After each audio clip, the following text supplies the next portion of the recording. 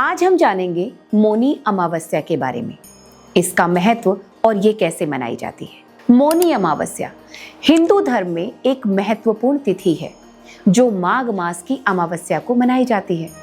इस दिन मौन व्रत रखकर गंगा स्नान, पूजा और दान किया जाता है। यह व्रत पितरों को तृप्त करने, पापों का नाश करने और जीवन में सुख शांति लाने के लिए जाना जाता है। अब मैं आपको मौनी अमावस्या की पौराणिक कथा को विस्तार से सुनाती हूँ। ये कथा देवी भागवत पुराण और अन्य धार्मिक ग्रंथों से ली गई है, जो भक्ति, सेवा और व्रत के महत्व को दर्शाती है। कथा को सरल और विस्तृत रूप में प्रस्तुत आपके सामने जिस तरह से किया जा रहा है, उसे पूरी डेप्थ में जाके आप समझने की कोशिश कीजिएगा, ताकि आप आसानी से समझ सकें कि प्राचीन काल में ये कथा कैसे शुरू हुई थी और इसका क्या महत्व है। कथा शुरू करते हैं। प्राचीन काल में कांचीपुरी नामक एक समृद्ध नगर था। वहाँ एक धर्मपरायण और विद्वान ब्राह्मण रहते थे, जिनका नाम था देवस्वामी। देवस्वामी भगवान विष्णु के परम भक्त थे। हमेशा वेदों का अध्ययन और पूजा पाठ और दान पुण्य में लगे रहते थे। उनकी पत्नी का नाम धनवती था, जो एक आदर्श गृहिणी थी।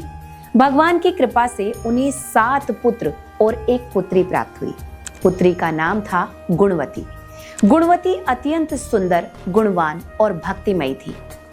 देवस्वामी ने अपने 7 पुत्रों का विवाह बड़े धूमधाम से किया, लेकिन अब बारी थी गुणवती के विवाह की। एक दिन देवस्वामी ने अपनी पत्नी धनवती से कहा, प्रिय, गुणवती अब विवाह के योग्य हो गई है।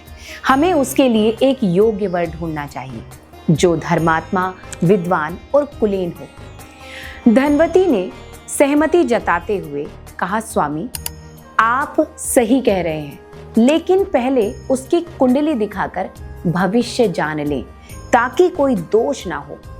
देवस्वामी ने अपने सबसे बड़े पुत्र को बुलाया और गुणवती की कुंडली देकर कहा, बेटा, तुम बाहर देशों में जाओ और किसी प्रसिद्ध ज्योतिषी से इस कुंडली को दिखाकर गुणवती के भाग्य के बारे में पूछो। साथ ही योग्य वर की तलाश भी करो। बड़ा पुत्र आज्ञा बांधकर यात्रा पर निकल गया। कई नगरों और गांवों में गुजरते हुए वह एक प्रसिद्ध ज्योतिषी के पास पहुंचा। ज्योतिषी ने कुंडली को ध्यान से देखा और गणना की, फिर गंभीर स्वर में बोला, यह कन्या बहुत गुणवान है, लेकिन इसकी कुंडली में एक बड़ा दोष है। विवाह के तुरंत बाद वह विधवा हो जाएगी। उसके भाग्य में पति की मृत्यु लिखी है। यह सुनकर पुत्र स्तब्ध सा रह गया। उसका चेहरा उदास हो गया। वह घर लौटा और माता पिता को सब कुछ बताया। देवस्वामी और धनवती ने यह सुनकर उन्हें भयंकर दुख हुआ। वे रोने लगे और सोचने लगे कि गुणवती का जीवन कैसे बचेगा। देवस्वामी ने ज्योतिषी से उपाय पूछा। ज्योतिषी ने कहा, इस दोष का एक उपाय है। यदि गुणवती ऐसी महिला की सेवा करे जो मौनी अमावस्या का व्रत रखती हो और उस महिला से व्रत का पुण्य प्राप्त कर ले, तो ये दोष दूर हो सकता है। मौनी अमावस्या का व्रत बहुत शक्तिशाली है, जो पापों का नाश करता है और भाग्य बदल सकता है। देवस्वामी ने गुणवती को ये बात बताई।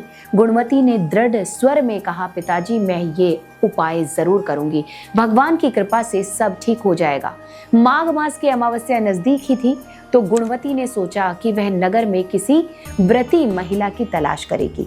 उसी नगर में एक गरीब लेकिन धर्मपरायण महिला रहती थी, जिसका नाम था सुमिति। सुमिति हर वर्ष मौनी अमावस्या का व्रत रखती थी। वह मौन रखकर पूजा करती, गंगा स्नान करती, दान देती और पितरों का तर्पण करती। इस व्रत से उसका जीवन सुखमय था और वह हमेशा दूसरों की मदद करती थी। गुणवती सुमिति के घर पहुंची और विनम्रता से बोली, माँ, मैंने सुना है आप मौनी अमावस्या का व्रत रखती हैं। कृपया मुझे अपने व्रत के दिन सेवा करने की अनुमति दें। मैं आपके लिए पानी लाऊंगी, पूजा सामग्री तैयार करूंगी और हर संभव मदद करूंगी। सुमिति ने गुणवती की भक्ति और सादगी देखी। वह सहमत हो गई, लेकिन चूंकि व्रत में मौन रहना था, इसलिए उसने इशारे से हामी भरी। मौनी अमावस्या का दिन आया। सुमिति सुबह उठी और मौन व्रत रखा। गुणवती ने पूरे उत्साह से सेवा शुरू कर दी। सबसे पहले उसने सुमिति के लिए तिल मिले जल से स्नान की व्यवस्था की। फिर उबटन लगाने में मदद की। सुमिति ने गंगा स्नान किया, जहां गुणवती ने उनके साथ जाकर पूजा सामग्री संभाली। घर लौटकर सुमिति ने भगवान सूर्य और विष्णु की पूजा की। गुणवती ने फल, फूल, धूप, दीप और तुलसी पत्र चढ़ाने में सहायता की। सुमिति ने मौन रहकर जप किया और गुणवती ने चुपचाप भोजन तैयार किया, फलाहार जैसे फल, दूध और मेवे। शाम को सुमिति ने पितरों को तिल और जल का तर्पण दिया और ब्राह्मणों को दान दिया। गुणवती ने सब कुछ व्यवस्थित किया। पूरे दिन गुणवती की सेवा से सुमिति बहुत प्रसन्न हुई। व्रत पूरा होने पर शाम को सुमिति ने मौन तोड़ा और गुणवती को आशीर्वाद दिया, बेटी, तुम्हारी सेवा से मैं बहुत खुश हूँ। मैं तुम्हें अपने व्रत का पूरा पुण्य देती हूँ। तुम्हारा जीवन सुखमय हो और विवाह सफल हो और तुम कभी विधवा न हो। भगवान विष्णु तुम्हारी रक्षा करें। गुणवती ने सुमिति के चरण स्पर्श की और घर लौट आई।